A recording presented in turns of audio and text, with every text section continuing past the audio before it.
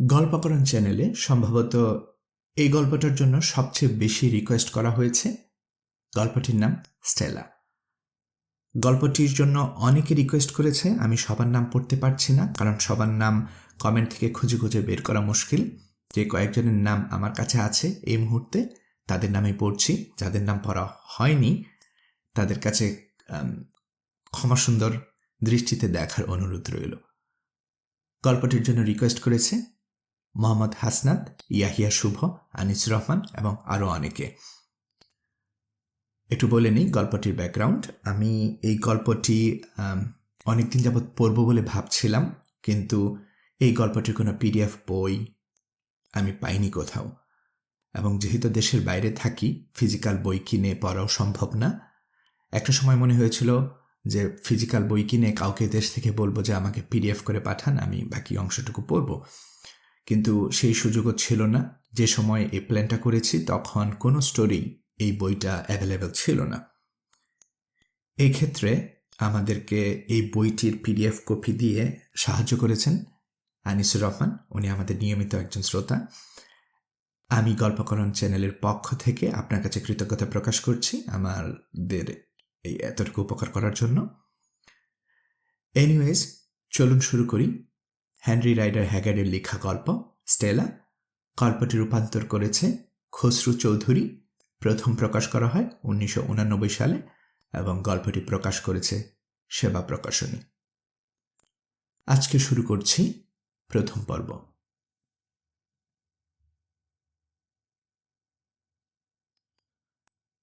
পাঠকদের নিশ্চয়ই স্মরণ আছে, অ্যালেন কোয়াটারমেইন মৃত্যুর কিছুদিন আগে তার ডায়েরির একেবারে শেষে অনেকদিন আগে গত হওয়া স্ত্রীর কথা উল্লেখ করেছেন। তার সাহিত্য জীবনের গোড়া থেকে সাথে আছে বলে মৃত্যুর কথা জানাজানি হবার পরই তার সাহিত্য বিষয়ক সমস্ত কাগজপত্র তুলে দেওয়া হয় আমার হাতে। সেগুলোর মধ্যে আমি দুটো পাণ্ডুলিপি পাই। একটাতে তার কোনো ভূমিকা নেই। জুলুদের নিয়ে লেখা সেই কাহিনী তিনি শুনেছেন এক জুলুবীরের মুখ থেকে। ওই কাহিনী নিয়ে আপাতত আমাদের কিছু করার নেই। অন্য পাণ্ডুলিপিটি প্রকাশ করা হলো। অনেকবার আমার মনে হয়েছে মিস্টার কোয়াটারমেনের পাণ্ডুলিপি শুরু হলো। বিয়ে এবং প্রিয়তমা স্ত্রীকে কিভাবে হারালাম সেসব ঘটনা লিখে ফেলি।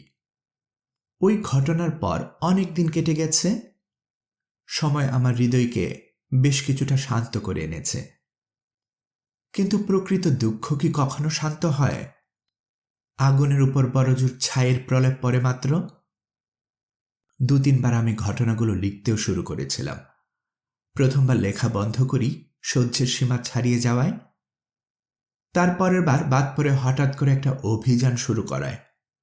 শেষবার একটা কাফরি ছেলে হাতের কাছে আর কিছু না পেয়ে আমার পাণ্ডুলিপি দিয়ে চুলো ধরানোর কাজটা করে। কিন্তু এবার ইংল্যান্ডে আসার পর আমার হাতে অখণ্ড অবসর, তাই চতুর্থবারের মতো চেষ্টা করতে যাচ্ছি। যদি সফল হই তাহলে আমি যখন আর এই পৃথিবীতে থাকব না তখন হয়তো এটা অনেকের কৌতূহল মেটাবে। আমি চাই না এই ঘটনা আমার মৃত্যুর আগে প্রকাশিত হোক।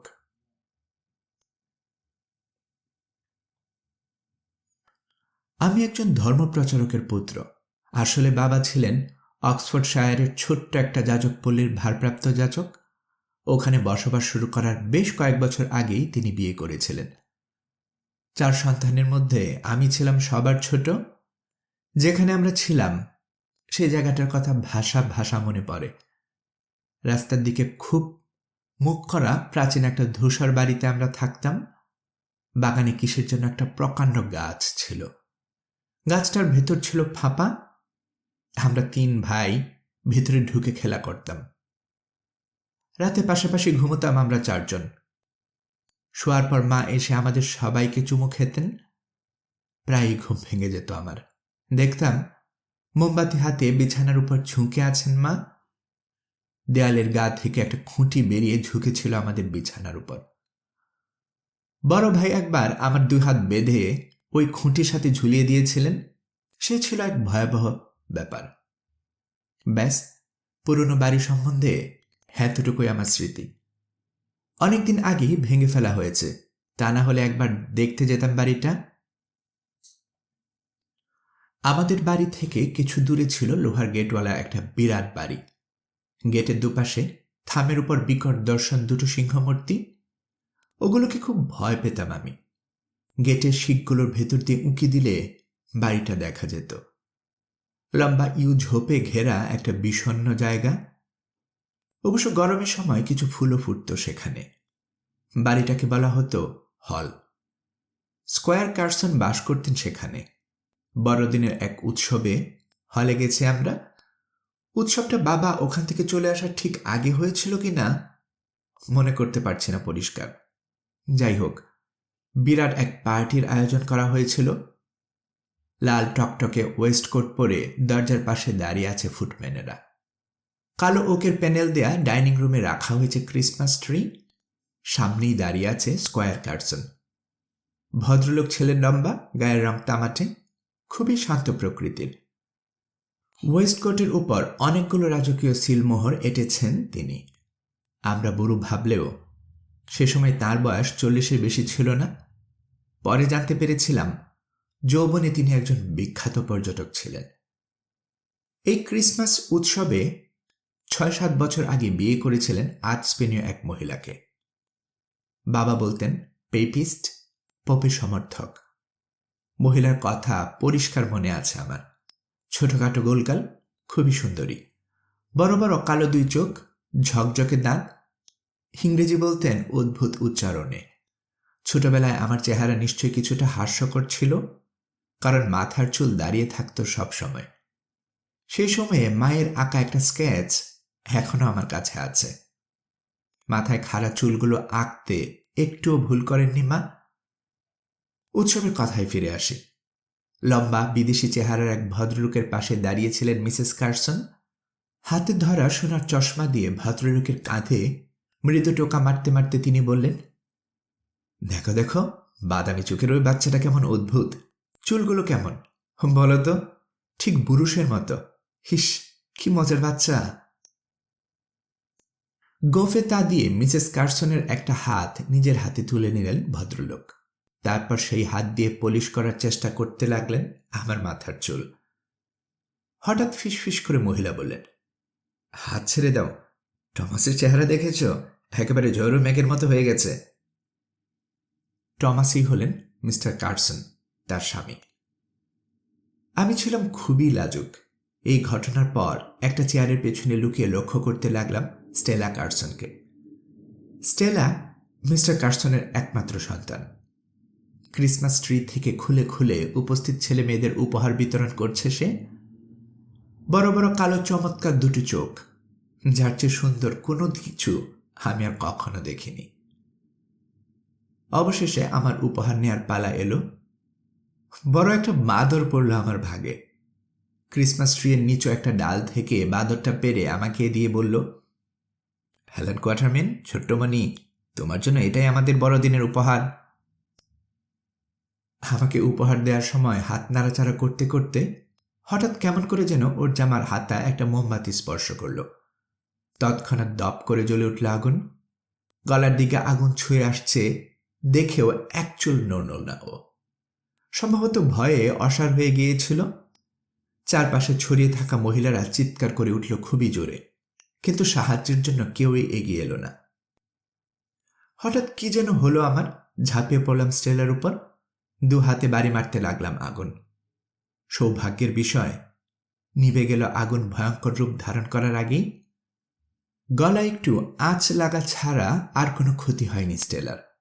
তবে বিশ্রীভাবে দগ্ধ হলো আমার কবজি দুটো। অনেকদিন পর্যন্ত কবজি জড়িয়ে রাখতে হয়েছিল পশম দিয়ে। হলে বড়দিন উৎসব সম্বন্ধে এতটুকুই আমার মনে আছে। তারপর কি হয়েছিল জানি না, তবে স্বপ্নে আজও স্টেলার সেই মিষ্টি মুখ আর কালো চোখের ভয়ার্ত দৃষ্টি দেখতে পাই। এরপরে যে ঘটনা আমার পরিষ্কার মনে আছে তা হল, জ্বরে ভীষণভাবে আক্রান্ত হয়েছিলেন মা এবং আমার 3 ভাই। পরে জেনেছিলাম শয়তান কিছু লোক আমাদের কুয়োতে একটা মরা ভেড়া ফেলে দেয়াতেই এই কাণ্ড ঘটেছিল। এই সময় মিস্টার কার্সন এলেন আমাদের বাসায়। আবহাওয়া বেশ ঠান্ডা, আগুন জ্বলছে পড়ার ঘরে। সেই আগুনের সামনে বসে পেন্সিল দিয়ে চিঠি লিখছি আমি। আপন মনে কথা বলতে বলতে ঘরের এ ধার থেকে ও ধার পায়াচারি করছেন বাবা। আসলে স্ত্রী ওর ৩ সন্তানের জীবন রক্ষার জন্য প্রার্থনা করছিলেন তিনি। এই সময় একজন ভৃত্য এসে হাজির হল। স্কয়ার এসেছেন স্যার, বলল সে, আপনার সাথে দেখা করতে চান। বেশ, ক্লান্ত স্বরে জবাব দিলেন বাবা। প্রায় সাথে সাথেই ঘরে প্রবেশ করলেন স্কয়ার কার্সন। ফ্যাকাশে মুখ, খ্যাপাটে চেহারা, ধকধক করে জ্বলছে ২ চোখ। ভয় লাগলো আমার। আপনার এই দুঃসময়ে বিরক্ত করার জন্য ক্ষমা চাইছি মিস্টার কোয়াটারমেন, কর্কশ স্বরে বললেন তিনি। কিন্তু আগামীকাল চিরদিনের জন্য চলে যাচ্ছে এখান থেকে, তাই যাবার আগে আপনার সাথে কথা বলা দরকার। হ্যাঁ, আপনার সাথে আমার কথা বলতেই হবে। এলানকে কি ভেতরে পাঠিয়ে দিব? আমার দিকে আঙ্গুল নির্দেশ করে বললেন বাবা। দরকার নেই, ও এসব বুঝবে না। সত্যিই কিছু বুঝিনি তখন, কিন্তু প্রত্যেকটা কথা মনে থাকায় পরে বুঝতে পেরেছি। আগে বলুন ওরা কেমন আছে? উপর দিকে বুড়ো আঙ্গুল তুলে বললেন তিনি। আমার স্ত্রী আর 2 ছেলের কোনো আশা নেই। গুঙ্গিয়ে উঠলেন বাবা। জানি না তৃতীয়টার কি হবে, হয়তো ঈশ্বরের ইচ্ছা পূরণ হবে। ঈশ্বরের ইচ্ছা পূরণ হবে? প্রতিধ্বনি হল স্কয়ারের কণ্ঠ। এখন শুনুন কোয়াটারমেন, আমার স্ত্রী পালিয়েছে। পালিয়েছে বললেন বাবা। কার সাথে? ওর সেই বিদেশি কাজিনটার সাথে। যাবার সময় একটা চিঠি লিখে রেখে গেছে, সেটা পড়ে বুঝলাম এক মুহূর্তের জন্য আমার চিন্তা করতো না ও। বিদেশিটাই ছিল তার ধ্যান জ্ঞান। ও আমাকে বিয়ে করেছিল শুধু আমার টাকার জন্যে। সম্পত্তির বেশিরভাগ উড়িয়ে ফুরিয়ে দিয়ে গেছে এখন। জানি না কোথায় গেছে। ভাগ্যিস বাচ্চাটাকে নিয়ে মাথা ঘামায়নি। স্টেলা আমার কাছে আছে। পেপিস্টকে বিয়ে করলে এরকমই হয় কার্সন, বললেন বাবা। তা এখন কি করবেন? খুঁজবেন? তিক্ত হাসি হাসলেন স্কয়ার। খুঁজব? ওকে কেন খুঁজবো আমি? ওকে পেলে হয়তো খুন করে ফেলবো, অথবা ওদের দুজনকেই। না না না, ওর মুখ আর আমি কখনো দেখতে চাই না। ওকে আমি বিশ্বাস করেছিলাম, কিন্তু ও আমার সাথে বিশ্বাসঘাতকতা করেছে। এখন ওর ভাগ্যে যা আছে তাই ঘটবে। চলে যাক ও যেখানে খুশি। অবশ্য আমিও চলে যাব। এ জীবন আর সহ্য হয় না। কার্সন, এই কার্সন, বললেন বাবা। আপনি নিশ্চয়ই বলতে চাইছেন না যে? না না না, ভয় পাবেন না আপনি। মৃত্যু এমনিতেই খুব তাড়াতাড়ি আসে, তাকে আর ডেকে এনে কি হবে? আমি ছেড়ে চলে যাব এই মেকি সভ্যতার জগৎ। লজ্জা ঢাকতে বাচ্চাকে নিয়ে সোজা চলে যাব বনে। হয়তো ভাবছেন কোথায় যাব? জানি না কোথায়, তবে এতটুকু জানি যেখানে কোনো সাদা মুখ নেই, নেই কোনো শিক্ষিত মানুষের মিষ্টি মিষ্টি কথা। আপনি পাগল হয়ে গেছেন কার্সন, বললেন বাবা। ওখানে আপনি থাকবেন কিভাবে? স্টেলার পড়াশোনার কি হবে?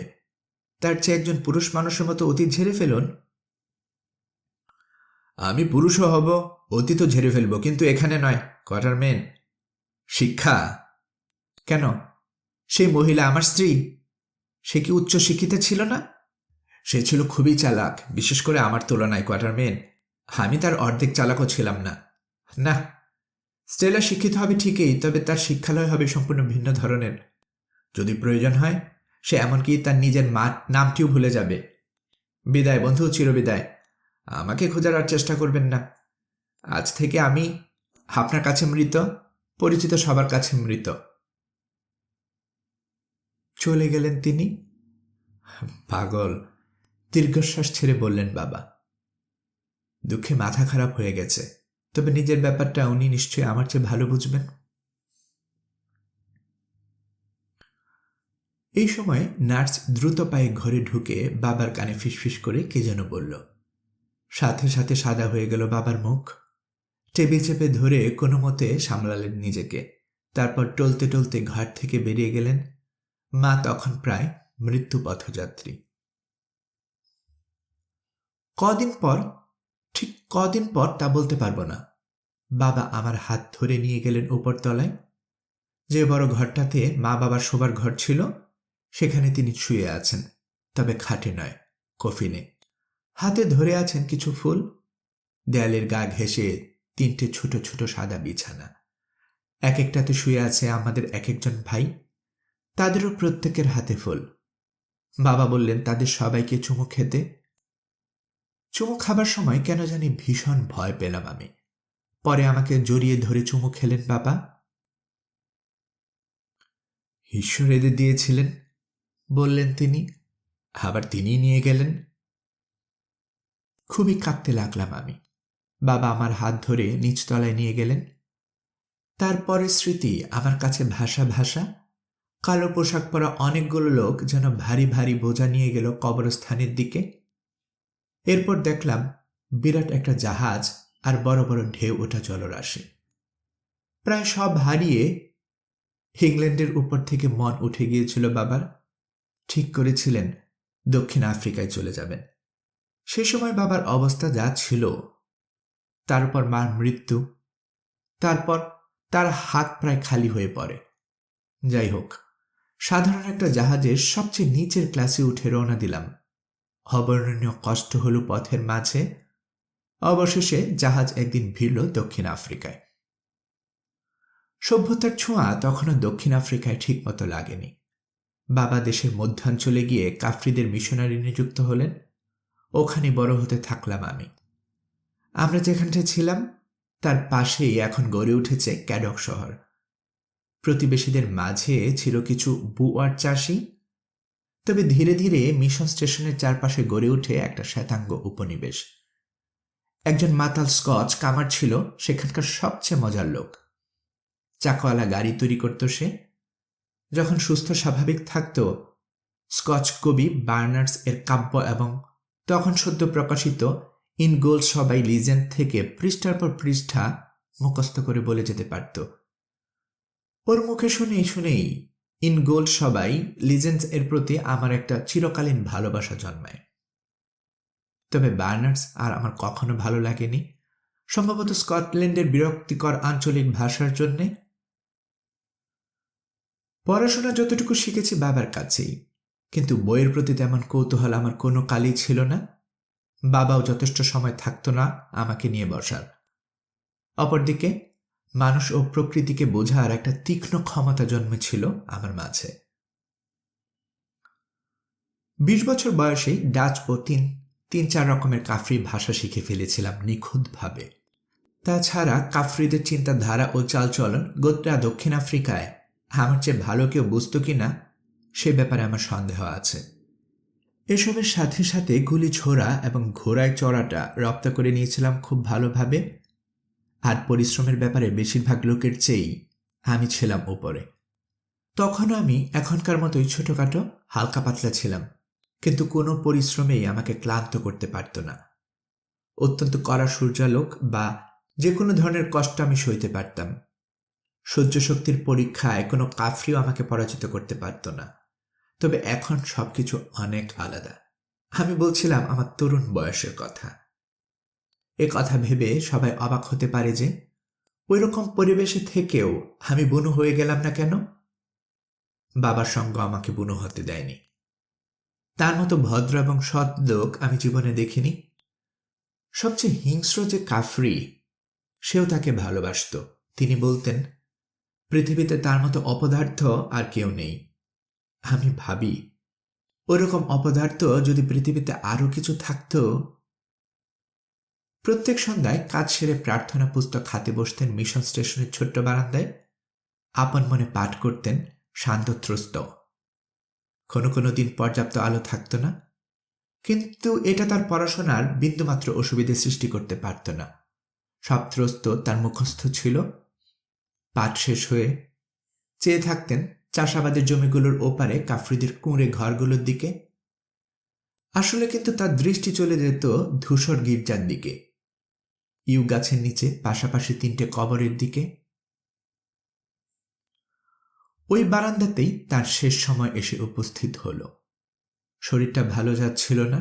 এক সন্ধ্যায় আমার সাথে গল্প করতে করতে তার মন চলে গেল অক্সফোর্ডশায়ারের দিনগুলোতে। বললেন, এতগুলো বছর কেটে গেছে, অথচ মার কথা তিনি একটা দিনের জন্যও ভোলেননি। একটা কথা ভেবে তার খুবই আনন্দ হচ্ছে, মা যে দেশে গেছেন, খুব শিগগিরই তিনিও যাবেন সে দেশে। এরপর তিনি জানতে চাইলেন, যে রাতে স্কয়ার কার্সন আমাদের বাড়িতে এসেছিলেন, তার স্ত্রী পালিয়ে যাবার কথা বলেছিলেন, সেই রাতটার কথা আমার মনে আছে কিনা। বললাম, পরিষ্কার মনে আছে। এখনো অবাক হয়ে ভাবি তিনি কোথায় গিয়েছেন। বললেন, বাবা, কে জানে তার মেয়ে স্টেলা এখনো বেঁচে আছে কিনা। আর কোনোদিনই দেখা হবে না তাদের সাথে। কিন্তু জীবন বড় বিচিত্র এলান, তোমার সাথে হয়তো দেখা হয়েও যেতে পারে। যদি কখনো দেখা হয়, আমার ভালোবাসা জানিয়ে ওদের। এরপর উঠে চলে গেলাম আমি। কাফরি চোরেরা খুবই উপদ্রব করছিল সে সময়। চোর ধরার আশায় কয়েক রাত জেগে কাটিয়েছি। ঠিক করলাম সে রাতও পাহারা দেব। এই রাত জাগার অভ্যাসের জন্য স্থানীয় অধিবাসীরা আমার নাম দিয়েছিল মাকুমাজান। দায়সারা অনুবাদ করলে যার অর্থ দাঁড়ায় এক চোখ খোলা রেখে ঘুমানো মানুষ। রাইফেলটা তুলে নিয়ে চলে যেতে উদ্যত হতেই বাবা ডাকলেন। কপালে চুমু খেয়ে বললেন, ঈশ্বর তোমাকে শান্তি দিক এলান। আশা করি মাঝে মাঝে মনে করবে এই বুড়ো বাবার কথা, আর সুন্দর ও সুখে একটা জীবন গড়ে তুলবে। আমি তার কথার খুব একটা গুরুত্ব দিলাম না। যতই দিন যাচ্ছে একটা মনমরা অবস্থায় শিকার হয়ে পড়েছেন বাবা। ক্রালে গিয়ে বসে পড়লাম পাহারা দিতে। চোরের সাক্ষাৎ পাওয়া গেল না। ভোরের 1 ঘন্টা আগে উঠে মিশন স্টেশনের দিকে রওনা দিলাম। কাছাকাছি আসতেই দেখি কে যেন বসে আছে বাবার চেয়ারে। প্রথমে ভাবলাম মাতাল কোনো কাফরি, পরে দেখি বাবা গভীর ঘুমে অচেতন। সত্যি বড় গভীর সে ঘুম। মারা গেছেন বাবা। বাবাকে কবর দিলাম। মিশনটা যেহেতু জনগণের সম্পত্তি, একজন উত্তরাধিকারীও নিযুক্ত করতে হলো। তারপর আমার মনে দীর্ঘদিনের লালিত একটা গোপন পরিকল্পনা মাথাচাড়া দিয়ে উঠল। বাবার জীবিত অবস্থায় ওঠা বাস্তবায়ন সম্ভব ছিল না, কারণ তাহলে তার সাথে আমার সম্পর্ক ছিন্ন হয়ে যেত। আমি চাইছিলাম এখান থেকে ফ্রি স্টেট আর ট্রান্সভাল যেদিকে, সেদিকে রওনা দিতে থাকব, যতটা উত্তরে যাওয়া যায়। এটাকে একটা অভিযানই বলা যেতে পারে, কারণ 2-1 বোয়ার ওখানে বসতি স্থাপন শুরু করলেও অঞ্চলটা এখনো আবিষ্কৃত হয়নি। বিশাল এই পৃথিবীতে এখন আমি একেবারে একা, সুতরাং আমার কিছু হলে কারো কিচ্ছু যায় আসবে না। অভিযানের নেশায় পাগল হয়ে ঠিক করলাম বেরিয়ে আমি পড়বই। কয়েকদিনের মধ্যেই 2টো ভালো ওয়াগন আর 2 জোড়া বলদ ছাড়া আমাদের সমস্ত মালামাল বিক্রি করে দিলাম। তখনকার ফ্যাশন মোতাবেক ওদিকটায় ব্যবসা হতে পারে এমন মালপত্র, বন্দুক ও গুলিবারুদের খোঁজ করতে লাগলাম। কিছু কিছু বন্দুক পেলাম যেগুলো আধুনিক মানুষকেও অভিভূত করে ফেলতে পারে। একনলা একটা মসৃণ বোর বন্দুক, ক্যাপ লাগিয়ে ফায়ার করতে হয়, ওটার নাম দিয়েছিলাম রুয়াল। 1 মুঠো কালো বারুদ ব্যবহার করতে হতে হতে বুলেটের ওজন ছিল 3 আউন্স। ভয়ঙ্কর ধাক্কা মারত বন্দুকটা। অনেক হাতি মেরেছি ওটা দিয়ে। ফ্লিন্ট লক হলেও সবচেয়ে ভালো ছিল একটা 12 বোর বন্দুক। পুরনো কিছু মাস্কেটও ছিল, যেগুলো পাল্লা হয়তো 70 গজ নয়। 6 জন কাফরি ও ভালো 3টা ঘোড়া নিলাম। ঘোড়াগুলো নাকি যে কোনো ধরনের কষ্ট সহ্য করতে পারে। কাফরিদের মধ্যে এক বুড়োর নাম ইন্দাবা জিম্বি, যার অর্থ হল লোহার জিহ্বা। আমার মনে হয় তীক্ষ্ণ কণ্ঠস্বর ও সবসময় চাতুর্যপূর্ণ কথা বলার জন্য ওর এই নামকরণ করা হয়েছে। অবশ্য সব মিলিয়ে ওকে একজন বিশিষ্ট মানুষ বলা যেতে পারে। প্রতিবেশী গোত্রের চিকিৎসক হিসেবেও তার নাম ডাক আছে। বাবা মারা যাবার বছর 2 আগে হারিয়ে যাওয়া বলদের খুঁজে আমাকে একবার আশেপাশের অঞ্চলটা ঘুরে দেখতে হয়। অনেক নিষ্ফল ঘোরাঘুরির পর মনে হলো এভাবে না খুঁজে আমার উচিত কাফরি সর্দারের ক্রালে যাওয়া। সেখানে তার গবাদি পশুর খামার আছে। মাইল 50 দূরের ক্রালটাতে গিয়ে দেখি আমার বলদটা নিরাপদে আছে সেখানে। আমার যথাসাধ্য আরাম আয়েশের ব্যবস্থা করল কাফরি সর্দার। পরদিন সকালে ফেরার আগে আতিথেয়তার জন্য সর্দারকে ধন্যবাদ জানাতে গিয়ে অবাক হয়ে দেখি কয়েকশো পুরুষ ও মহিলা তাকে ঘিরে আকাশের দিকে উদ্বিগ্ন চোখ তুলে চেয়ে আছে। ঝড়ো মেঘের মিছিলে ভয়ঙ্কর রূপ ধারণ করেছে আকাশ। একটু দেরি করাই ভালো সাদা মানুষ, বলল সর্দার। দেখে যাও রোজারা কিভাবে বিদ্যুতের সাথে লড়াই করে। সে আসলে কি বলতে চায় সে বিষয়ে খোঁজ নিয়ে জানতে পারলাম ইন্দাবাজিম্বি গোত্রের সবার কাছে জাদু সম্রাট বলে পরিচিত, যদিও সে এই গোত্রের কেউ নয়, জন্মেছে জুলোল্যান্ডে। কিন্তু সর্দারের বছর ৩০ বয়সের এক ছেলে অলৌকিক শক্তির পরীক্ষায় তার প্রতিদ্বন্দ্বী হয়ে পড়েছে। এখন তারা দুজনে শক্তি পরীক্ষায় অবতীর্ণ হতে চায়। এ ব্যাপারে শর্তগুলো হচ্ছে ভয়ঙ্কর কোনো ঝড় না ওঠা পর্যন্ত তাদের অপেক্ষা করতে হবে। সাধারণ ঝড়ে এ পরীক্ষা হতে পারে না। ভীষণভাবে বজ্রপাত হচ্ছে এমন কোনো জায়গায় 50 ধাপের দূরত্বে দুজনে মুখোমুখি হবে অ্যাসাগাই হাতে। তারপর গুপ্ত ক্ষমতা বলে নিজেকে বাঁচিয়ে বজ্রপাত ঘটাবে প্রতিদ্বন্দ্বীর উপর। 1 মাস আগেই এই পরীক্ষার ব্যাপারে আলোচনা শেষ হয়েছে, কিন্তু সেরকম ঝড় না ওঠায় ঘটনাটা ঘটাতে পারেনি। এখন স্থানীয় আবহাওয়া বিশেষজ্ঞরা মনে করছে এটাই উপযুক্ত সময়। জানতে চাইলাম যদি কারো উপরে বজ্রপাত না হয় তাহলে কি হবে। ওরা বলল সেক্ষেত্রে অপেক্ষা করতে হবে আরেকটা ঝড়ের জন্য। দ্বিতীয়বারেও যদি দুজনে বেঁচে যায় ধরে নেওয়া হবে উভয়ের শক্তি সমান সমান। তখন জরুরি পরিস্থিতিতে গোত্র দুজনেরই পরামর্শ মেনে চলবে। এরকম একটা অস্বাভাবিক দৃশ্য দেখার লোভ সংবরণ করা কঠিন, সুতরাং গ্রহণ করলাম সর্দারের আমন্ত্রণ। কিন্তু দুপুরের দিকে আফসোস হলো দেরি করার জন্য, কারণ পশ্চিম আকাশে ঝড়ের সম্ভাবনা ক্রমাগত বেড়ে চললেও ঝড় আর আসে না। বেলা 4টার দিকে মনে হলো এবার যে কোনো মুহূর্তে এসে পড়বে ঝড়। বুড়ো সর্দার ও উপস্থিত সমস্ত দর্শকদের সাথে চললাম প্রতিদ্বন্দ্বিতার জন্য নির্দিষ্ট জায়গায়। সেখানে গিয়ে আমরা উপস্থিত হলাম। স্থানীয় অধিবাসীদের মতে সেই জায়গার প্রতি নাকি আছে বজ্রের ভালোবাসা। খুব কৌতূহলী হয়ে সর্দারের অনুমতি নিয়ে জায়গাটা পরীক্ষা করতে গেলাম। সর্দার বলল যেতে পারি, তবে যেতে হবে নিজ দায়িত্বে। আমি বললাম আকাশের আগুন সাদা মানুষের উপর পড়ে না। যাই হোক, একটু দেখতেই জায়গাটার প্রতি বজ্রের ভালোবাসার কারণ বোঝা গেল। ঘাসের নিচ থেকে শুরু হয়েছে আকরিক লোহা স্তর। জায়গাটার দুই পাশে দাঁড়ালো দুই প্রতিদ্বন্দ্বী। ইন্দাবাজিম্বি পূবমুখ হয়ে আর সর্দারের ছেলে দাঁড়ালো পশ্চিমমুখ হয়ে। দুজনের সামনে পুরানো হলো কিসের যেন সুগন্ধি শেকড়। সর্বোপরি গোত্রের যত রকম সাজ তার সবগুলোতে ওরা আজ সজ্জিত। সাপের চামড়া, মাছের থলি, গলায় বেবুনের দাঁত এবং মানুষের হাড়ের দিয়ে তৈরি গোলমালা। প্রথমে পশ্চিম দিকে গেলাম সর্দারের ছেলের কাছে। আগত ঝড়ের দিকে এসাগায় বাড়িয়ে প্রবল উত্তেজিত স্বরে ঝড়কে ডাকছে সে। আয় আয় আগুন, আয় গিলে ফেল ইন্দাবাজিম্বিকে।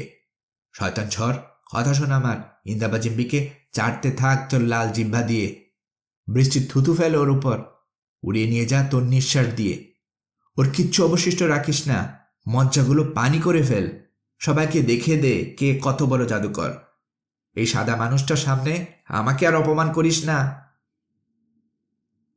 এভাবেই কথা বলতে গেল, অথবা বলা যায় সুর করে আবৃত্তি করতে থাকলো সে। আর সারা সময়টা চওড়া বুকে ঘষল দুর্গন্ধযুক্ত ঔষধ। এবার গেলাম আগুনের পাশে বসে থাকা ইন্দাবাজিম্বির কাছে। সে সুর করে বলছে না কিছুই, কিন্তু যা করছে তার প্রতিদ্বন্দ্বীর তুলনায় সেটা অনেক ভালো।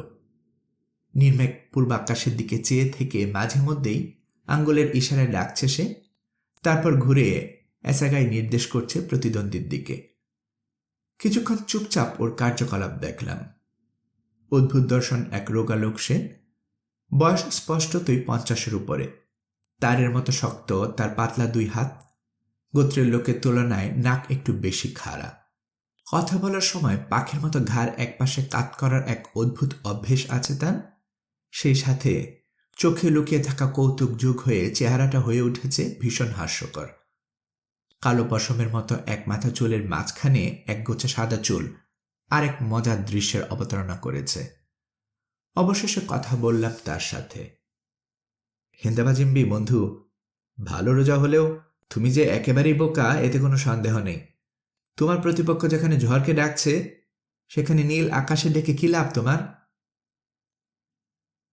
তুমি চালাক হতে পারো সাদা মানুষ, কিন্তু তাই বলে ভেবো না সবই জেনে ফেলেছ। উঁচু ভাঙা ভাঙা গলায় বলল বুড়ো, ঠোঁটে অস্পষ্ট হাসি। সবাই তোমাকে লোহার জিব্বা বলে ডাকে। আবার বললাম আমি, তোমার উচিত সেটা ব্যবহার করা, নইলে ঝড় তোমার কথা শুনবে না। আকাশের আগুন লোহার উপরেই নেমে আসে, জবাব দিল সে। তাই জিভটাকে চুপ করে রেখেছি। যত অভিশাপ দিতে চায় দিক সে, আমি ওকে এখনই বোকা বানাবো। সাদা মানুষ, ওই দেখো। তাকিয়ে দেখি পূব আকাশে খুব ছোট্ট এক টুকরো কালো মেঘ। খুব দ্রুত বড় হচ্ছে সেই মেঘ। ব্যাপারটা খুব অদ্ভুত হলেও এরকম দৃশ্য আগেও দেখেছি বলে খুব একটা অবাক হলাম না। আকাশের দু প্রান্ত থেকে দুটো ঝড়ো মেঘ ধেয়ে আসা আফ্রিকায় কোনো অস্বাভাবিক দৃশ্য নয়। তোমার উঠে পড়া উচিত ইন্দাবাজিম্বি। পশ্চিম আকাশের দিকে আঙ্গুল নির্দেশ করে বললাম আমি। বড় মেঘটা যেভাবে ধেয়ে আসছে এখনই খেয়ে ফেলবে তোমার বাচ্চা মেঘকে। বাচ্চারাও কখনো কখনো দৈত্যের আকার ধারণ করে সাদা মানুষ। খুব জোরে ইশারা করতে লাগলো সে। এখন আমার বাচ্চা মেঘটার দিকে একটু চেয়ে দেখো। চেয়ে দেখলাম পূবের মেঘটা প্রায় মাটি থেকে আকাশ ছুঁয়েছে। দেখতে অনেকটা দৈত্যাকার মানুষের মতো। ওই তো মাথা, কাঁধ, দুই পা। হ্যাঁ হ্যাঁ, ঠিক যেন একটা বিরাট দৈত্য বেরিয়ে এসেছে আকাশ দেশ থেকে। পশ্চিম মেঘের নিচ দিয়ে বেরিয়ে এসেছে শেষ সূর্যের সোনালি আভা। উজ্জ্বল এক পাতের মতো মাঝের জায়গাটা পেরিয়ে গিয়ে পড়েছে এগিয়ে আসা পূব মেঘের উপর। তাকিয়ে থাকতে থাকতেই মেঘের মাথা থেকে বেরিয়ে এলো তীব্র এক আলো। মুহূর্তের জন্য মেঘটা যেন ঘিরে রইল একটা তাজা আগুনের মুকুট, তারপরে অদৃশ্য।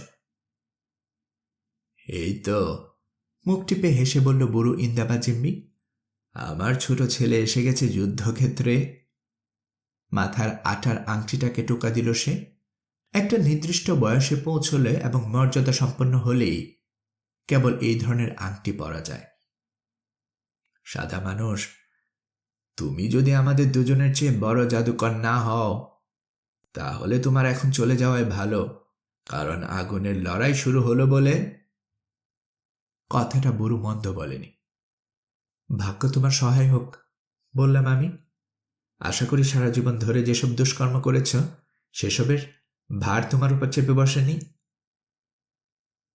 নিজের চরকায় তেল দাও যুবক, নিজের পাপের কথা ভাবো, বলল সে। ভয়ঙ্কর হাসি খেলে গেল তার মুখে। একটি নস্যি নিল বুড়ো। হঠাৎ আকাশে ঝলকে উঠল আলো। ভীষণ শব্দে বজ্রপাত হলো আমার 30 ধাপের মধ্যেই। আর আমার জন্য সেটাই ছিল যথেষ্ট। প্রাণপণে দৌড় দিলাম। দৌড়তে দৌড়তেই কানে এলো ইন্দাবাজিম্বির শুকনো চাপা কৌতুকের হাসি। পাহাড়ের উপর সর্দার বসে আছে তার প্রধান নেতাদের নিয়ে। আমিও গিয়ে বসলাম তাদের পাশে। মুখটা থমথম হয়ে আছে সর্দারের। পুত্রের নিরাপত্তার ব্যাপারে খুবই চিন্তিত বেচারি। বুঝে উঠতে পারছে না ইন্দাবাজিম্বির জাদুর সামনে কি করবে এই একরত্তি ছেলে। পাশের লোকের সাথে ফিসফিস করে কথা বলছে সর্দার। আমার অবশ্য তখন ওদিকে নজর দেওয়ার সময় নেই। যে অভিনব ঘটনা ঘটতে যাচ্ছে তাই দেখার জন্য ব্যস্ত হয়ে আছে। কিন্তু আমার কান ছিল খুবই তীক্ষ্ণ। অনিচ্ছা সত্ত্বেও তাদের কথা কিছু কিছু না শুনে পারলাম না। শোনো, বলল সর্দার, আমার ছেলের বিরুদ্ধে যদি ইন্দাবাজিম্বির জাদু কাজে লেগে যায় তাহলে আমিও আর বেশি টিকব না। ছেলেটাকে মারার পর সে আমাকেও মেরে সর্দার হবে। ইন্দাবাজিম্বিকে সত্যি ভয় পাই আমি। উহ, শয়তান, বলল এক নেতা। জাদুকরের আমার কুকুরের মতো, আর কুকুর একবার মরলে আর কেউ ঘেউ ঘেউ করতে পারে না। মরলে, বলল সর্দার, জাদু আর কাজে লাগে না কোনো জাদুকরের। নিচু হয় নেতার কানে কানে ফিসফিস করতে করতে নিজের হাতে ধরা অ্যাসাগাইটার দিকে বারবার ইঙ্গিত করল সে। ঠিক ঠিক, বলল নেতা, আজ রাতেই সারব কাজটা। অবশ্য তার আগে যদি বাজ পড়ে মরে ওর মাথায়, তাহলে কিন্তু আলাদা কথা।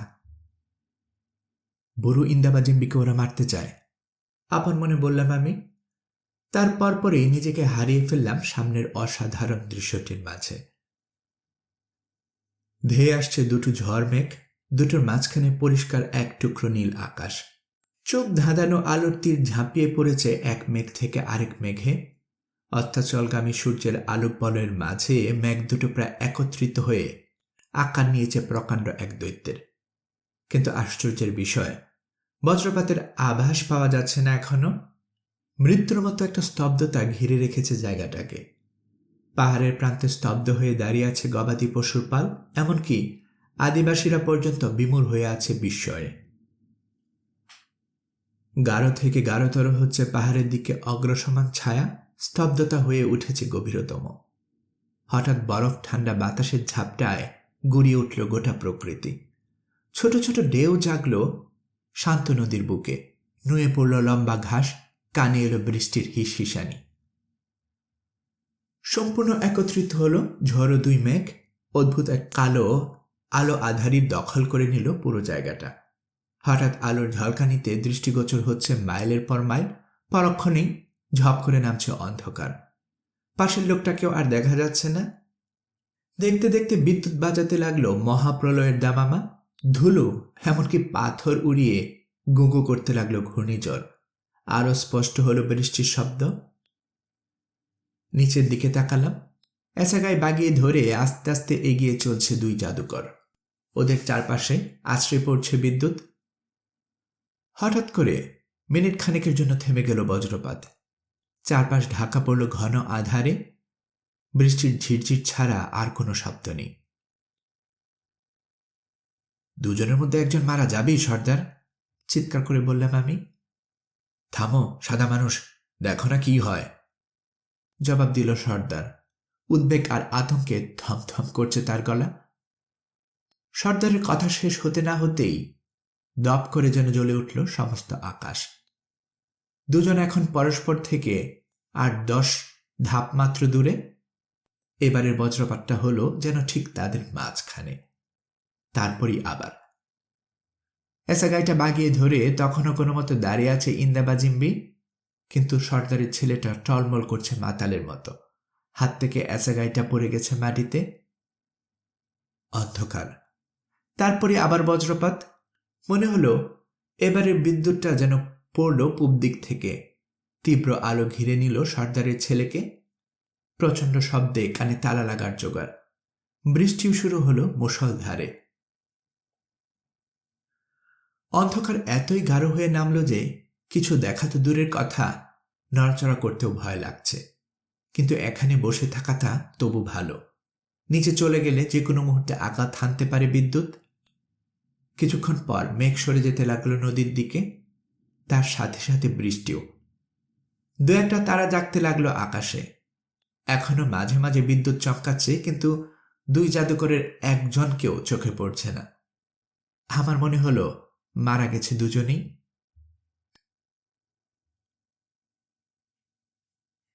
চলো ওদের কি হলো গিয়ে দেখি, উঠে পড়ে বলল সর্দার। আগুনের লড়াই শেষ হয়েছে, এখন গিয়ে দেখা যাক কে জিতল।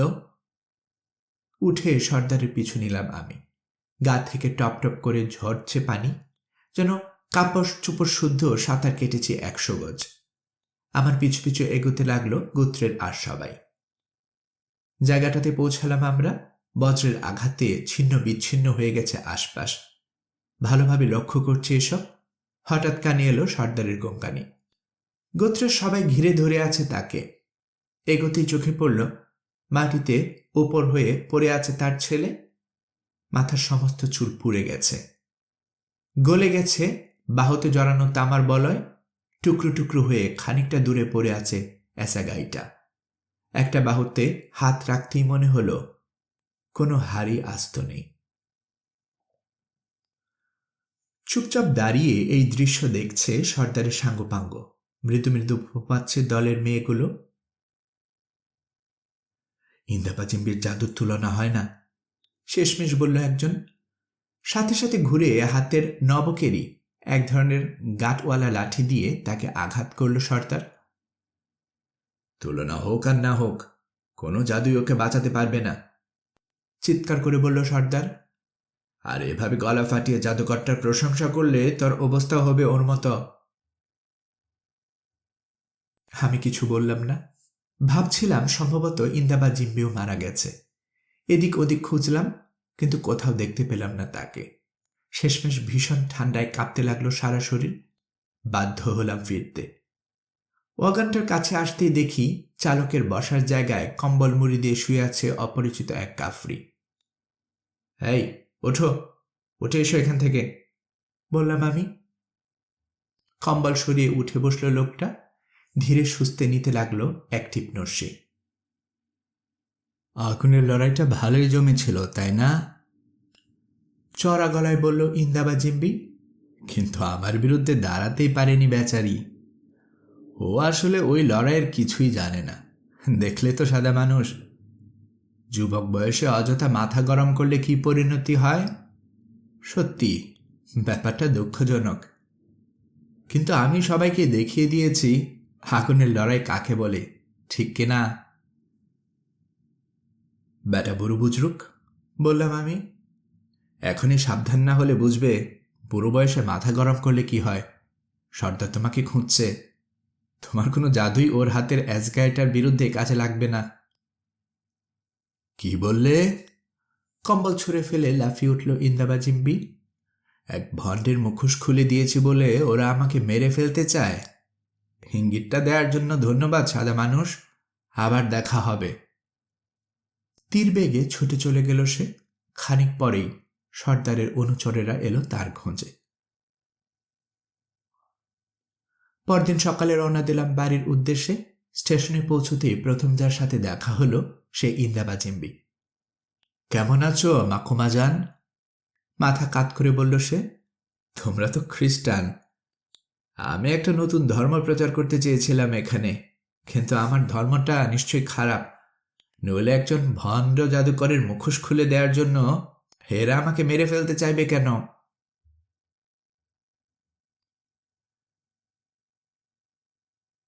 ইন্দাবা জিম্বির সাথে প্রথম সাক্ষাতের যে বর্ণনা দিলাম এতক্ষণ, তা পাঠকের কেমন লাগবে জানি না, কিন্তু বর্ণনাটা না দিয়ে পারলাম না আমি।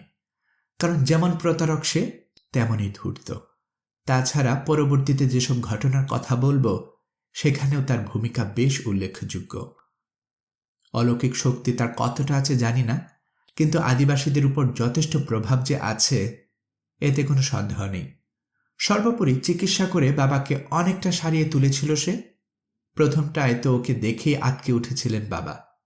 কাফরু জাদুকরদের তিনি একেবারেই সহ্য করতে পারতেন না। পরে বেশ একটা সমঝোতা গড়ে ওঠে দুজনের মধ্যে। খ্রিস্টান ধর্মতত্ত্ব নিয়ে ঘন্টার পর ঘন্টা ওর সাথে তর্ক করতেন বাবা। তিনি মারা না গেলে ওই তর্ক সম্ভবত আজও অব্যাহত থাকত, কারণ তর্ক করার ব্যাপারে ক্লান্তি ছিল না দুজনের। আমাদের সাথে বছরখানেক থাকার পর তার ছেড়ে আসা গোত্র থেকে একজন প্রতিনিধি এলো তাকে ফিরিয়ে নিয়ে যেতে। ইন্দাবা জিম্বি, শত্রু সর্দার মারা গেছে, সুতরাং এখন আর ফিরে যেতে কোনো অসুবিধা নেই। মনোযোগ দিয়ে ওদের কথা সব শুনতে শুনতে পা দিয়ে বালির একটা ডিবি তৈরি করলো ইন্দাবা জিম্বি।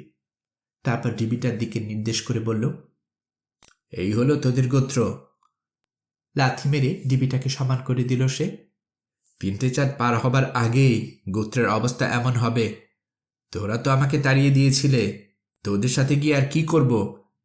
কিন্তু যখন এক এক করে মারা যাবি তখন মনে পড়বে আমার কথা। ফিরে গেল লোকগুলো। 3 মাস পরে শুনলাম পণ্য যোদ্ধাদের আক্রমণের সমূলে ধ্বংস হয়ে গেছে গোত্রটা। যাই হোক, অবশেষে অভিযানের তোড়জোড় শুরু করলাম আমি। রওনা দেওয়ার আগে ইন্দাবা জিম্বির কাছে বিদায় নিতে গিয়ে অবাক হয়ে দেখলাম ঔষধপত্র, অ্যাসাগাই এবং আরো টুকিটাকি জিনিস কম্বলে বেঁধে নিচ্ছে সে। বিদায় ইন্দাবা জিম্বি, বললাম আমি। রওনা দিচ্ছি উত্তর দিকে। হ্যাঁ মাকুমা যান, মাথা কাত করে বলল সে। আমিও রওনা দিচ্ছি। উত্তরের দেশগুলো দেখা হয়নি এখনো, আমরা একসাথেই যাব। তাই নাকি? বললাম আমি। সেরকম মনে হলে ডেকে পাঠাবো তোমাকে, আপাতত চুপচাপ অপেক্ষা করো। ডাকতেই যদি হয় তাহলে এখনই ডাকো মাখুমা যান, নইলে ওখান থেকে প্রাণ নিয়ে ফিরে আসতে পারবে না তুমি। বুড়ো সর্দার চলে গেছে ঝড়ের দেশে। আকাশের দিকে ইশারা করে বলল সে। তাই পুরনো অভ্যাসটা আবার মাথাচাড়া দিয়ে উঠল। গতরাতে বাক্স থেকে জাদুর হাড়গুলো বের করে তোমার অভিযানের ব্যাপারে একটু গোনাপড়া করে দেখলাম। আমাকে সাথে না নিলে তোমার মৃত্যু অনিবার্য।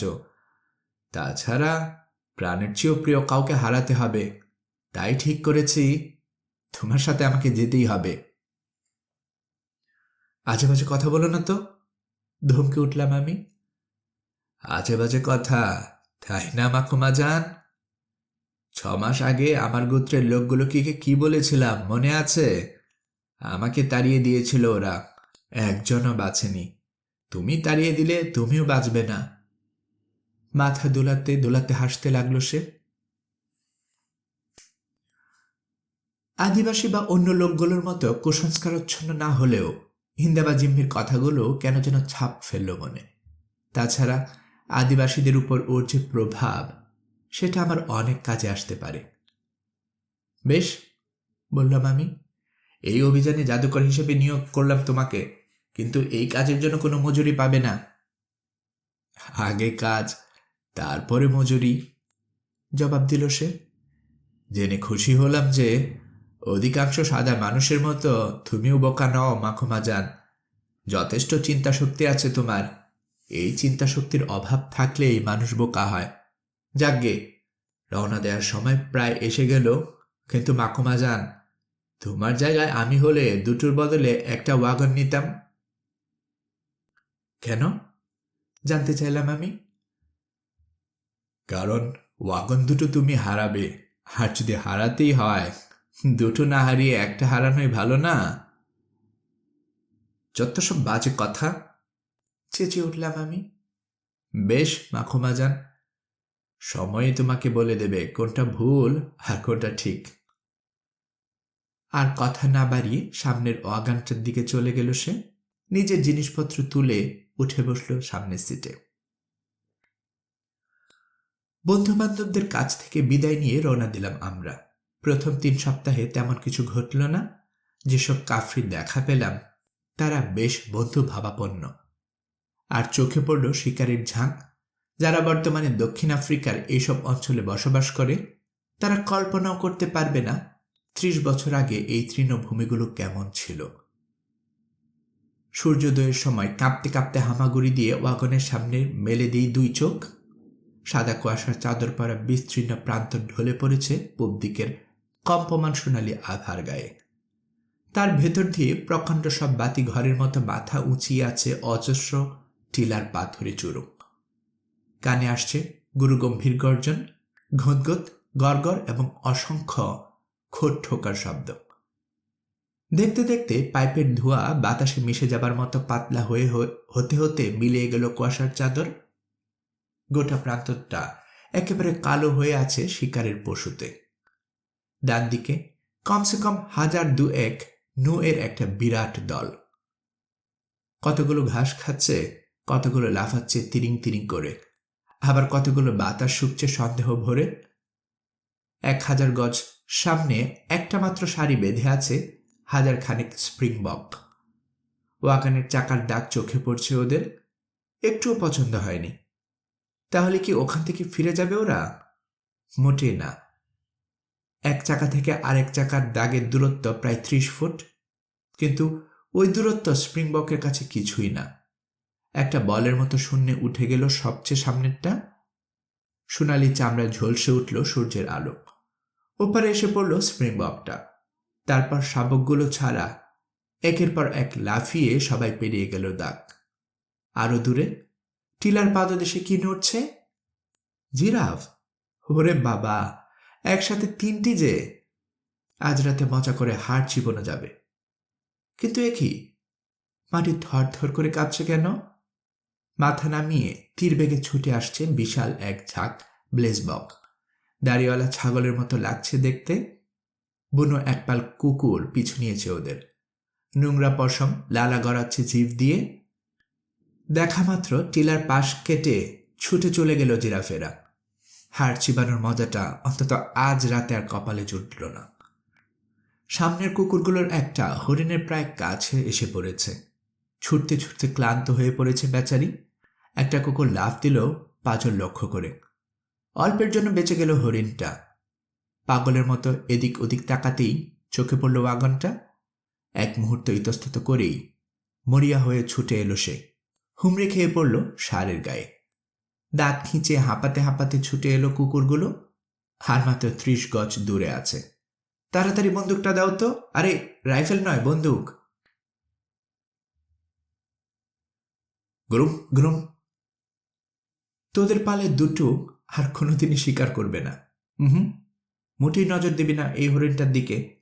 ও আমার কাছে আশ্রয় চেয়েছে, সুতরাং আশ্রয় দিতে আমরা বাধ্য। আহা, মানুষের হাতে নষ্ট হবার আগে কি চমৎকারই ছিল না প্রকৃতি।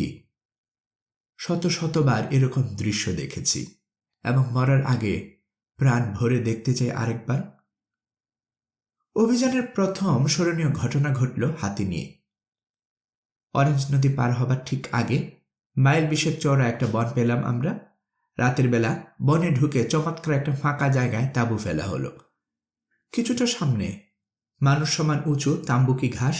অবশ্য এখানে ওখানে কিছু কিছু ছাড়া প্রায় সব ঘাসই লেপ্টে আছে মাটির সাথে। চাঁদ ওঠার পর ভালোভাবে লক্ষ্য করলাম ঘাসগুলো। বুঝতে বাকি রইল না মাত্র কয়েক ঘন্টা আগেই এক পাল হাতি গেছে এদিক দিয়ে। আনন্দে নেচে উঠল মনটা, কারণ ইতোপূর্বে অনেক হাতি দেখলেও তখনও পর্যন্ত একটা হাতিও শিকার করিনি আমি। হাতির দাঁত শিকারীদের কাছে পরম এক লোভনীয় বস্তু। মুহূর্তের মধ্যে সিদ্ধান্ত নেওয়া হয়ে গেল আমার।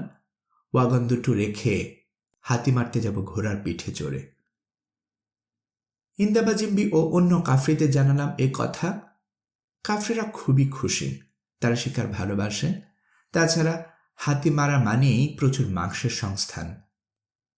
কিন্তু একটা কথা বলল না ইন্দাবাজিম্বি। আগুনের পাশে গিয়ে হাড়গোড় আর ছায় মাখানো কাদামাটি দিয়ে অদ্ভুত কি সব করতে লাগলো সে। প্রচণ্ড কৌতূহল নিয়ে তাকে ঘিরে রইল কাফরিরা। শেষমেশ উঠে এসে কাছে এসে বলল সে, হাতি শিকারে কোনো বাধা নেই, প্রচুর হাতির দাঁত পাবো আমরা, কিন্তু শিকারে যেতে হবে পায়ে হেঁটে। ঘোড়ার পিঠেই চড়ে যাব, সাফ জানিয়ে দিলাম আমি। ভোরবেলা ইন্দাবাজিম্বি ও আরো 3 জন কাফরিকে নিয়ে বেরিয়ে পড়লাম আমি। বাদ বাকি সবাই রয়ে গেল ওয়াগানের সাথে। আমি ও একজন কাফরি ঘোড়ায় চাপলাম। এই কাফরি একটা ওয়াগনের চালক। ঘোড়ায় চড়ার অভ্যেস আছে। তাছাড়া কাফরিদের পক্ষে যথেষ্ট ভালো শিকারী। ইন্দাবাজিম্বি আর অন্য 2 জন কাফরি চলল পায়ে হেঁটে। দুপুর পর্যন্ত হাতির পদচিহ্ন অনুসরণ করে চললাম আমরা, কিন্তু কোনো হাতির দেখা পেলাম না। তারপর ঘোড়া থেকে নেমে ওগুলোকে খাইয়ে দাইয়ে বিশ্রাম দিয়ে আবার রওনা দিলাম 3টের দিকে। আরও 1 ঘন্টা পার হয়ে গেল, কিন্তু হাতির কোনো চিহ্ন নেই। নিশ্চয়ই দ্রুত বেগে জায়গাটা অতিক্রম করে অনেক দূরে চলে গেছে দলটা। প্রায় হাল ছেড়ে দিতে যাচ্ছি, হঠাৎই 6 মাইল দূরে একটা ঢালের কাছে কাটা ঝোপের মধ্যে একটা বাদামি স্তূপ আমার দৃষ্টি আকর্ষণ করল। চমকে উঠলাম। সাথে সাথে সবাইকে থামতে বলে পিছু নিলাম মদ্দাটা। খুব সন্তর্পণে ঘোড়া নিয়ে নামতে লাগলাম ঢালের উল্টো পাশ দিয়ে। ঢালটার পাদদেশ ঘন ঝোপে ঢাকা। ভাঙা ঢাল আর উপড়ানো গাছ নির্দেশ করছে এখানে ভোজন পর্ব সেরেছে হাতির পাল। কিন্তু মদ্দা হাতিটা ছাড়া আর কোনো দিকে খেয়াল নেই আমার। হঠাৎ এত জোরে লাফিয়ে উঠল ঘোড়াটা যে অল্পের জন্য পড়ে গেলাম না জিন থেকে। মাত্র গজ 4 সামনে হুড়মুড় করে উঠে দাঁড়ালো আরেকটা মদ্দা হাতি। অজান্তেই ওটার ঘুম ভাঙিয়ে ফেলেছে আমি। পেছন ফিরে আছে হাতিটা, বিশাল 2 কান দুদিকে ছড়ানো। এই অবস্থায় সবচেয়ে ভালো ছিল হাতিটাকে চলে যেতে দেয়া, কিন্তু তখন আমার বয়স কম। শিকারী হিসেবে যথেষ্ট বোকা ছিলাম। উত্তেজিত হয়ে রুয়ার অর্থাৎ এলিফ্যান্ট গানটা তুলেই ফায়ার করলাম। প্রচণ্ড ধাক্কায় ঘোড়ার পেট থেকে পড়তে পড়তে কোনো মতে সামলে দেখি সামনের দিকে ঝুঁকে পড়েছে হাতিটা। 3 আউন্স ওজনের বুলেট হাতিটাকে পর্যন্ত নাড়া দিতে পারে। ইতিমধ্যে মারাত্মক ভুলটা বুঝতে পেরেছি আমি। কায়মনোবাক্যে প্রার্থনা করছি হাতিটা যেন এদিকে খেয়াল না করে, কিন্তু মুহূর্তের মধ্যে ঘুরে দাঁড়ালো পাজরে গুলি খাওয়া হাতিটা। সুর উপরে তুলে ভয়াবহ গর্জন করতে করতে সোজা তেড়ে এলো আমার দিকে। বন্দুকটা খালি, সম্পূর্ণ নিরাপত্তাহীন। আমি পালানো ছাড়া দ্বিতীয় কোনো পথ খুঁজে পেলাম না। ঘোড়াটার তল পেটে চারা দিলাম পা দিয়ে, কিন্তু 1 ইঞ্চিও নড়ল না সে। শুকনো পাতার মতো কাঁপছে ঘোড়াটা। ভীষণ আতঙ্কে একেবারে অসাড় হয়ে পড়েছে বেচারি। মরিয়া হয়ে আরেকবার নড়াবার চেষ্টা করলাম ঘোড়াটাকে। ওদিকে সুরটা এসে পড়েছে আমার মাথার উপরে। চকিতে একটা বুদ্ধি খেলে গেল মাথায়। ঘোড়াটার পাশেই ছিল উপড়ে পড়া একটা গাছ। ভাঙ্গা ডালপালার উপর ভর করে কিছুটা উঁচু হয়েছিল ওটা। চোখের পলকে ঘোড়ার পিঠ থেকে নেমে ঢুকে পড়লাম গাছটার নিচে। পর মুহূর্তে বিরাট সুরটা সশব্দে আছড়ে পড়ল ঘোড়ার পিঠে। মেরুদণ্ড ভাঙ্গা ঘোড়াটা এসে পড়ল আমার উপরে। খানিকক্ষণের জন্যে একেবারে অন্ধ হয়ে গেলাম, কিন্তু হাতিটা চুপ করে রইল না। সুর দিয়ে গলা জড়িয়ে ধরে প্রচণ্ড হ্যাঁচকা টানে গাছের ভেতর থেকে ঘোড়াটাকে বাইরে নিয়ে ফেলল সে। হামাগুড়ি দিয়ে যতটা সম্ভব গাছের ভেতরের দিকে পিছিয়ে গেলাম। একটু পরেই সুরের লাল মাথাটা ঢুকে পড়ল ডালপালার ভেতরে। যে কোনো একটা অঙ্গ ওই সুরে জড়াতে পারলে আমাকে টেনে ছিঁড়ে ফেলবে হাতিটা, কিন্তু একটুর জন্য নাকালের বাইরে রয়ে গেলাম আমি। হাঁটু গেড়ে বসে সুরটা আরো খানিকটা ভেতরে ঢুকিয়ে দিল সে। সাপের ফাড়ার মতো নাচতে নাচতে সুরটা এসে পড়ল আমার হ্যাটের উপরে। তৎক্ষণাৎ অদৃশ্য হয়ে গেল হ্যাটটা। আবার নাচতে নাচতে এসে সুরটা স্পর্শ করল আমার চুল। এতক্ষণে হাতিটা চিৎকার করছিল, এবার আমার চিৎকার করার পালা। চুল সহ 1/2 ইঞ্চি পরিমাণ চামড়া উপড়ে নিল সুরটা। চোখের সামনে স্পষ্ট ভেসে উঠল কাফরি রাঁধুনিদের জ্যান্ত মুরগির গা থেকে একটা একটা করে পালক উপড়ে ফেলার দৃশ্য। নিজের তৎপরতায় খুশি হতে না পেরে এবার অন্য পথ ধরল হাতিটা। নিচে সুর ঢুকিয়ে চার দিয়ে গাছটাকে উল্টে ফেলার চেষ্টা করল সে। ভাগ্যক্রমে ভেজা নরম মাটিতে ডালগুলো পুঁতে যাওয়ায় গাছটা উল্টে গেল না। এবার সর্বশক্তি নিয়োগ করল সে। ইঞ্চি ইঞ্চি করে উঠতে লাগলো গাছটা। সাহায্যের জন্যে প্রাণপণ চিৎকার শুরু করলাম। কয়েকটা গুলির শব্দ হলো। আরো রেগে গেল আহত হাতিটা। ঘামে সারা শরীর ভিজে গেল আমার। আর কয়েক মুহূর্ত পরেই এগিয়ে আসবে নিশ্চিত মৃত্যু। হঠাৎ মনে পড়ল বেল্টে গোজা পিস্তলটার কথা। ওটা দিয়ে আহত জানোয়ারটায় মারি আমি। একটানে বের করলাম পিস্তলটা। গুলি ভরাই আছে। ধীরে ধীরে উল্টে যাচ্ছে গাছটা। আমার মাথার মাত্র 2 হাত উপরেই ঝুলছে প্রকাণ্ড বাদামি সুরটা। পিস্তলটা সুরের প্রায় ঠেকিয়ে ঠেকিয়ে ট্রিগার টেনে দিলাম। সাথে সাথে আবার নেমে এলো গাছটা। একটা ডালের আঘাতে বেশ চোট পেলাম পায়ে। দুর্দার করে একটা শব্দ হলো। পালাচ্ছে হাতিটা। ইতিমধ্যে আতঙ্ক ও উত্তেজনায় একেবারে কাহিল হয়ে পড়েছিলাম আমি। কে বা কারা আমাকে গাছের নিচ থেকে টেনে বের করলো কিছুই বলতে পারবো না। সংবিত ফিরতে দেখলাম মাটিতে বসে ব্র্যান্ডি খাচ্ছি আমি। সামনে দাঁড়িয়ে পাকা চুল নাড়তে নাড়তে বিজ্ঞের মতো ইন্দাবাজিম্বি বলছে, তার কথা মতো পায়ে হেঁটে না গিয়ে ঘোড়ার পিঠে চাপার ফলেই এখন আমার এই দশা। ওর কথায় ঘোড়াটার কথা মনে পড়ে গেল। উঠে গিয়ে দেখলাম মরে একেবারে কাঠ হয়ে গেছে হতভাগ্য জানোয়ারটা। জিন শুদ্ধ মেরুদণ্ড চুরমার হয়ে গেছে সুরের আঘাতে। ঘোড়ার পিঠ থেকে নামতে আর 2 সেকেন্ড দেরি করলেই সুরটা এসে পড়তো আমার উপর। ইন্দাবাজিম্বিকে ডেকে জানতে চাইলাম কোন দিকে গেছে হাতিগুলো। ওদিকে। একটা গিরিখাতের দিকে আঙ্গুল তুলে নির্দেশ করল সে। আমাদের উচিত ওদের পিছু নেয়া মাকুমা যান। দুর্ভাগ্য যেটুকু ছিল তা তো কেটেই গেছে। ওর কথার মধ্যে যুক্তি আছে, কিন্তু সত্যি বলতে কি, এই ঘটনার পর হাতি শিকারের ইচ্ছে উবে গিয়েছিল আমার। অথচ ভয় পেয়েছি এটা কাফিরদের টের পেতে দেয়া চলে না।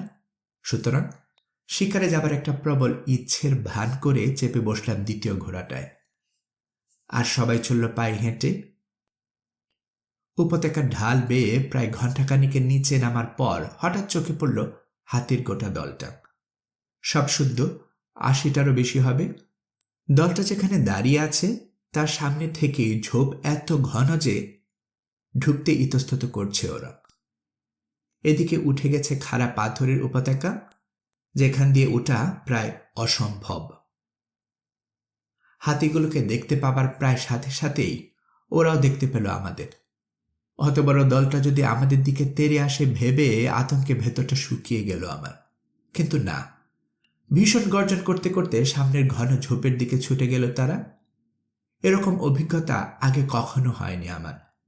১০০ ফুট লম্বা এবং ৫০ ফুট চওড়া ঝোপটা চোখের পলকে সমতল হয়ে গেল। উপড়ে পড়া দু একটা গাছ আর টুকরো টুকরো হয়ে যাওয়া ঢাল ছাড়া কিছুই অবশিষ্ট রইল না। মাইলখানেক ছোটার পর হাতিগুলোর সামনে পড়ল ৫-৬ একর বিস্তৃত ঘাস আর নল খাগড়ায় ছাওয়া একটা জমি। তার উপর থেকেই আবার শুরু হয়েছে উপত্যকা। জমিটার প্রান্তে এসে থমকে দাঁড়ালো গোটা দল। কি যেন একটা সন্দেহ দেখা দিয়েছে তাদের মনে।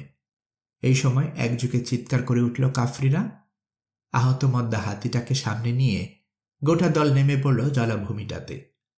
হাঁটতে কষ্ট হলেও প্রথম কয়েক গজ কিছুই ঘটল না। তারপর হঠাৎ করেই পেট পর্যন্ত ঢুকে গেল আহত হাতিটার। নড়াচড়া বন্ধ হয়ে গেল একেবারে। অন্য হাতিগুলো এতই আতঙ্কিত হয়ে পড়ল যে হাতিটা তীক্ষ্ণ আর্তনাদে সতর্ক না হয়ে বরণ করে নিল একই ভাগ্য। মাত্র ৫ মিনিটের মধ্যে নরম চোরা কাদায় আটকা পড়ল গোটা দলটা। মুক্ত হবার জন্য যতই ছটফট করল তারা, ততই আবারও পুঁতে গেল। একটা মাত্র মাদি হাতি উঠে আসছিল তীরের দিকে, কিন্তু পেছন থেকে বাচ্চার আর্তনাদ শুনে ছুটে গেল সাহায্যের জন্য। সাহায্য করা হলো না, সেও আটকে পড়ল চোরা কাদায়। এরকম দৃশ্য আমি আগে বা পরে আর কখনো দেখিনি। গোটা জলাভূমি ভরে গেছে আটকা পড়া হাতিতে। আকাশ বাতাস মুখরিত হয়ে উঠেছে তাদের মরণ আর্তনাদে। বিশাল জানোয়ারগুলোর এই পরিণতি সত্যি বড় করুণ। কিন্তু এই দৃশ্য আনন্দের খোরাক জোগাল কাফরিদের। সবচেয়ে ভালো জাতের কাফরিদের মধ্যেও পশুদের জন্য মায়া মমতা থাকে না বললেই চলে। জলাভূমিটা হাতির ওজন সইতে না পারলেও আমাদের ওজন বেশ সহজেই সইতে পারল। মধ্যরাতের আগেই চাঁদের আলোয় গুলি করে মারা হলো সবগুলোকে। বাচ্চা হাতিদের এবং কয়েকটা মাদিদিকে গুলি করতে না হলে খুব ভালো লাগতো আমার, কিন্তু তার অর্থ হলো প্রচণ্ড খিদে তিলতিলে করে মৃত্যু। আহত মদ্দা হাতিটাকে নিজের হাতে গুলি করে মারলাম। এজন্য খুব যে একটা বিবেক যন্ত্রণা অনুভব করলাম তাও বলবো না। আমাকে চিনতে পেরে অক্ষম আক্রোশে তেড়ে আসতে চাইছিল হাতিটা। পরদিন সকালে দেখা গেল অদ্ভুত এক দৃশ্য। কাদায় শক্তভাবে আটকা পড়া সত্ত্বেও কাত হয়ে পড়েছে মৃত হাতিগুলো, যেন গোটা দলটা গভীর ঘুমে আচ্ছন্ন। কাফরিদের ওয়াগান আনতে পাঠিয়ে দিয়ে ওখানেই রয়ে গেলাম আমি। ওয়াগান এসে পৌঁছালো পরদিন সকালে।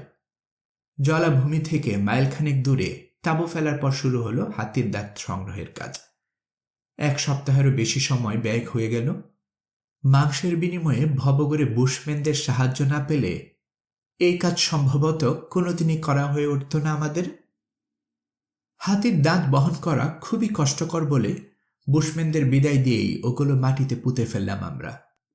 কাফরি ছেলেগুলো চাইছিল শহরে ফিরে গিয়ে দাঁতগুলো বিক্রি করি আমি, কিন্তু ব্যবসার চেয়ে অভিযানই আমার কাছে গুরুত্বপূর্ণ।